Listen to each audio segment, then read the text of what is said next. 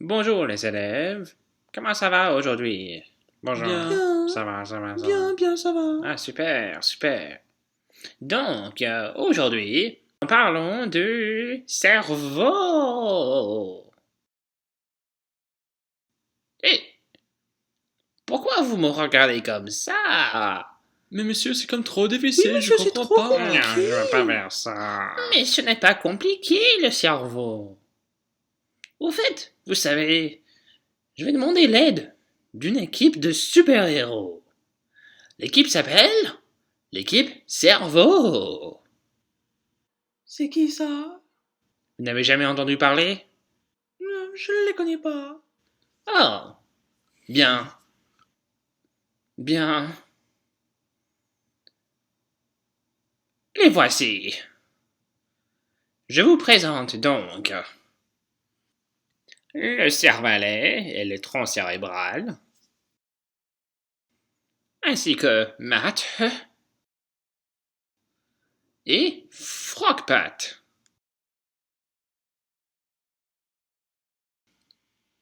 Bonjour, moi je m'appelle le tronc cérébral.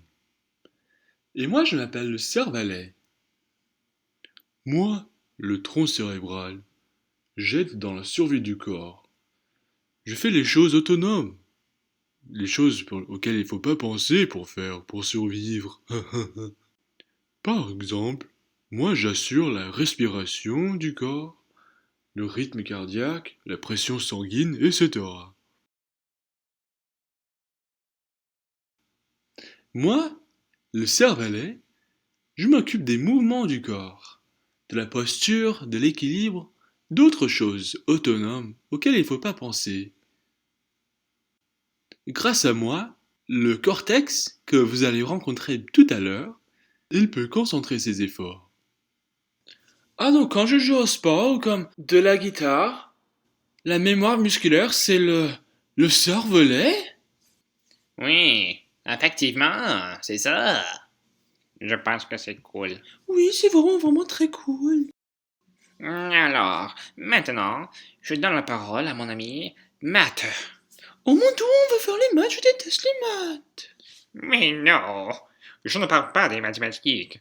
Je parle de mon ami Matt. Merci, monsieur professeur. Justement, mon nom est Matt. M-A-T-H-H.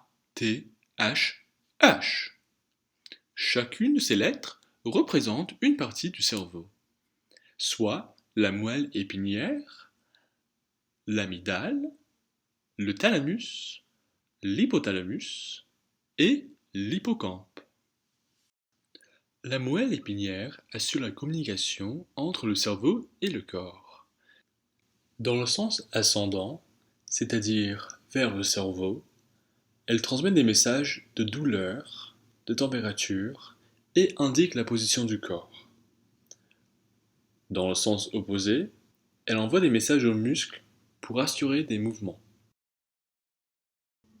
L'amygdale, en plus de contrôler les émotions, joue le rôle du système d'alarme du corps, car, lorsqu'elle aperçoit des menaces potentielles, elle communique avec l'hypothalamus pour déclencher des réactions biochimiques dans le corps qui aident dans le processus de lutte ou fuite, et, par conséquent, assurent la survie de l'organisme. Le thalamus est considéré Matt, comme... s'il te plaît, laisse-moi parler de ces choses. Je veux bien essayer. Euh, d'accord. Et alors, le thalamus, c'est comme une porte d'entrée, une porte d'entrée au cortex. Et d'ailleurs, le cortex, ce sont les 4 lobes que nous allons rencontrer bientôt. Mais oui, il perçoit des stimuli, les reçoit et fait le tri de ces informations qui proviennent des organes sensoriels. C'est ça son rôle, le thalamus. Parlons maintenant de l'hypothalamus. Alors, même si son nom c'est un peu semblable, son rôle c'est très différent. Car l'hypothalamus, il assure l'homéostasie de notre corps. Alors, vous vous demandez, mes chers élèves, qu'est-ce que c'est que l'homéostasie? Bien, c'est plus ou moins l'état normal de notre corps. Par exemple, c'est l'hypothalamus qui nous dit quand on a faim, quand on a soif, quand on a trop chaud ou trop froid, ou plus ou moins d'autres besoins en général. Par exemple, quand on doit dormir, quand on veut se reproduire, etc. Tout ça, ça vient de l'hypothalamus. Et, comme l'a mentionné mon cher collègue Mathieu, il travaille avec l'amygdale pour inciter cette sensation de lutte ou fuite. Merci beaucoup, monsieur le professeur. Justement, tout cela est vrai.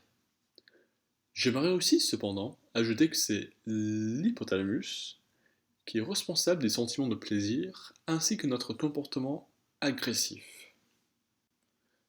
Et donc, avant de céder la parole à mon ami Frogpat, j'aimerais vous parler de l'hippocampe, une partie du cerveau qui est essentielle à la mémoire. Notamment, c'est l'hippocampe qui est responsable de la mémoire à court terme, c'est-à-dire la retention d'informations pendant une courte période, et ensuite ces informations sont transmises au cortex et stockées dans la mémoire à long terme. Ce processus de stockage se fait pendant le sommeil. Notez bien que sans l'hippocampe, il est impossible pour l'être humain de créer de nouveaux souvenirs. Ok, désolé, mais c'est vraiment comme trop d'informations, je pense. Oui, je suis d'accord, je pense que c'est vraiment trop. Oui, je pense que c'est trop. Mais moi, j'ai mal au cerveau maintenant. C'est pas juste, monsieur, c'est trop d'informations. Je sais pas, j'arriverai jamais à me souvenir de tout ça. Les élèves, ne vous inquiétez pas. Toutes ces informations seront stockées, traitées dans votre cerveau lorsque vous dormirez. Donc, il vous faut juste un peu de sommeil, et puis après ça va aller, ça va rentrer. C'est normal de ne pas tout retenir d'un coup. C'est ça, une clé dans l'apprentissage qu'il faut vraiment garder à l'esprit. Et maintenant, j'invite notre dernier invité, Frogpat. En fait, Frogpat est composé de 4 membres, chacun des membres représentant un des lobes du cerveau. Bonjour. Ensemble, nous sommes Frogpat, c'est-à-dire les 4 lobes du cerveau. Moi, par exemple, je m'appelle le lobe frontal. Moi, je m'occupe des fonctions les plus complexes du cerveau humain. Par exemple, le raisonnement, la planification et la prise de décision. Je réfléchis au passé, j'anticipe l'avenir, et en plus, c'est moi qui suis responsable de la concentration. Donc, si jamais vous avez du mal pendant un examen, ne soyez pas trop fâchés contre moi. Mais vous savez, en plus de faire des choses complexes comme le traitement d'informations et de gérer les émotions, moi je suis le lobe qui nous distingue des autres animaux. Parce que eux, ils ont les autres lobes, mais ils n'ont pas le lobe frontal comme nous, aussi développé. Et donc, je vous remercie de votre attention et de votre concentration. Moi, je suis le lobe occipital, aussi connu comme le cortex visuel. Moi, ce que je fais le décodage visuel, en 2 étapes. Donc, d'abord, je perçois l'objet, la couleur de l'objet, la distance, si c'est un mouvement ou pas, etc. Après, dans la deuxième étape, je reconnais, je différencie, je compare aux objets que j'ai déjà vus dans ma vie. Et comme ça, je fais des liens. Bonjour, moi je suis le lobe pariétal. Et moi mon job, c'est la perception sensorielle et spatiale. Moi ce que je fais, j'analyse et je comprends la position. Donc si vous savez où vous êtes en ce moment, vous pouvez me remercier. Moi je suis le lobe temporal, situé près des tempes, et je m'occupe du décodage auditif. Tout comme le lobe occipital, ce processus se fait en 2 étapes. D'abord, j'identifie les sons, ensuite, j'y fais des associations. Écoutez bien, au professeur. Je serai là pour vous appuyer. Alors, cela met fin à notre présentation aujourd'hui. Merci aux invités d'être venus. Alors, les élèves, est-ce que ça fait du sens enfin? Oui, vraiment beaucoup Oui, pour je la suis première d'accord, fois. ça Oui, fait c'est très beaucoup de clair. sens.